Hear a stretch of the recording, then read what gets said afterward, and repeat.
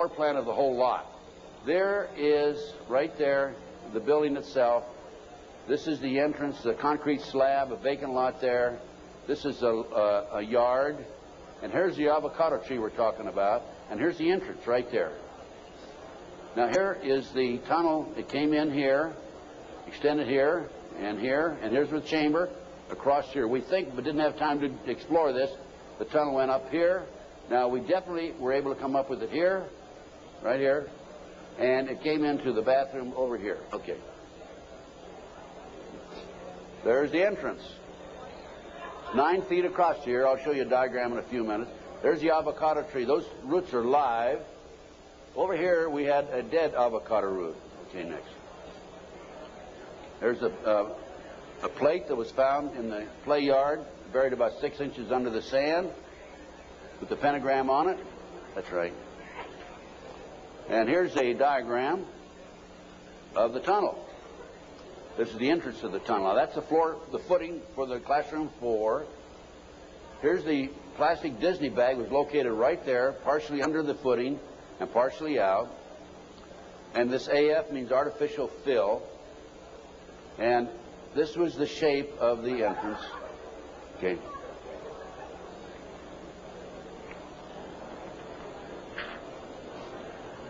Here's your diagram. These are your drawings. Artificial fill. Here's the avocado root there. Here's the dead root over there.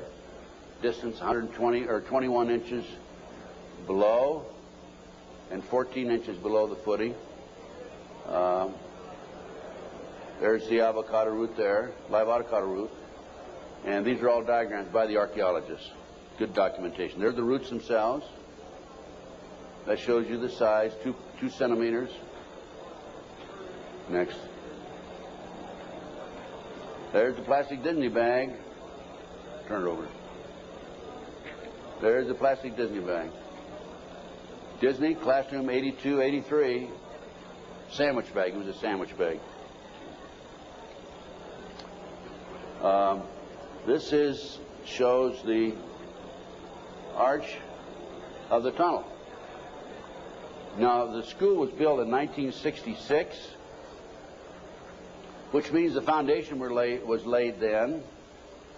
And here's your arch. And this is from classroom 4 here into classroom 3 over here. And it was 12 inches higher over to the left. Go ahead. There's yours truly looking up.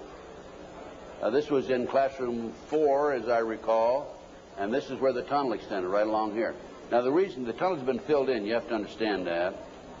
And the reason the archaeologists could say that they were filled in is because the texture of the dirt that had been filled in was different than the natural texture. Okay. Just turn it off for a minute. In addition to the tunnels, I developed information that an abandoned satanic site was in Crestline, California. Crestline, California is in the mountains. The kids said, remember a few minutes ago, they were flown by jet, or flown, they didn't say jet, into the mountains. There's an airport 10 minutes from the McMartin Preschool. It's Hawthorne Airport. There's a landing strip in Crestline. I heard about this abandoned satanic site, and I went up to the site, took pictures. And this is what by the way, before I go on with this, I called the prosecutor in the McMartin case. And I told her, hey, I think I know where the children were taken. If they weren't, it's certainly worth looking at. And I will be glad to make this information available to you. And if you want to have the children go up and look at this abandoned satanic site, we can.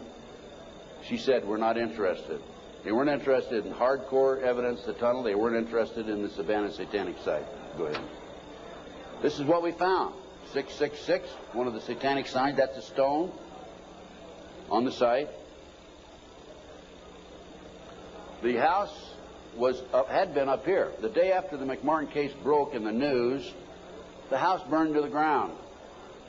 And it was here. The street's on the other side of the hill. You cannot see the site, this area down in here, from the street. You have to go in, would have to go in through the house and come down. And this, you can see it's quite elaborate. There's my associate, Judy Hansen, who works with me in L.A. And next. This is looking at the opposite direction of the picture we just took. And you can see there's San Bernardino down in there. And you can see that on the side of a mountain like that, nobody's going to find it unless you fly over with a helicopter. That's probably an altar, flattened stone. Also an altar, another altar that had been broken. This is, of course, you recognize the star. Now, this is a satanic symbol. Put the next one up. Hold the first one. There it is right there. Put the first one back on. Now overlay them. Turn it around that way. Okay, any question about that, folks? No. Well, let's read what that says. Asmodee, a strong and powerful king, appears with 3 heads, the first like a bull, the second like a man, the third like a ram. He has a serpent's tail, the webbed feet of a goose, and he vomits fire. He rides the infernal dragon, carries lance and pennon, and is the chief of the power of Amman. He must be invoked, be bareheaded, or otherwise he will deceive. He gives the ring of virtues, teaches arithmetic, geometry, and other handicrafts, answers all questions, makes men invisible, indicates the place of concealed treasures, and guards them if within the domain of the Amman. Oh, what do we got here? Another satanic symbol. You think that wasn't a satanic site? Overlay it. Okay. Is that it? The other way around, isn't it? Yeah. Flip it around. Okay, there you go. Okay, now let's read what that sign means. That is the seal of Amman scale. I guess that. No, that's the wrong one. That's the one before. Belial, a mighty king, created next after Lucifer, appears in the form of a beautiful angel seated in a chariot of fire and speaking with a pleasant voice.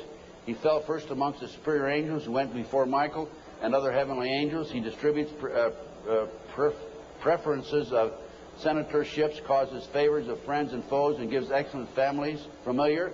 He must have offering and sacrifices made to him. Next.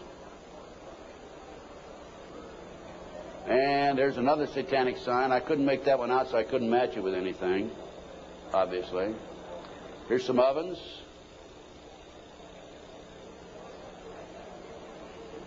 That was a large circle with a number of signs in it, a lot of writing. We couldn't get up high enough that we could take a good picture of it. Next. And let's put that back a minute. That's another case. Okay, nothing came of that. Nobody was interested in an abandoned satanic site, even though it appears to have been related to the McMartin case. I have to say that I was very disappointed. We gathered this evidence privately. The police don't have the capability of doing so. Too many high-pressure people involved. Too many prominent individuals involved. So that's just an overview of the McMartin case, folks. No question in my mind that it was a satanic operation. And Dr. Roland Summit, UCLA psychiatrist, says, who's done a lot of research in this field also, that there are 50 other preschools in the country where the kids have talked about going down into tunnels. Now,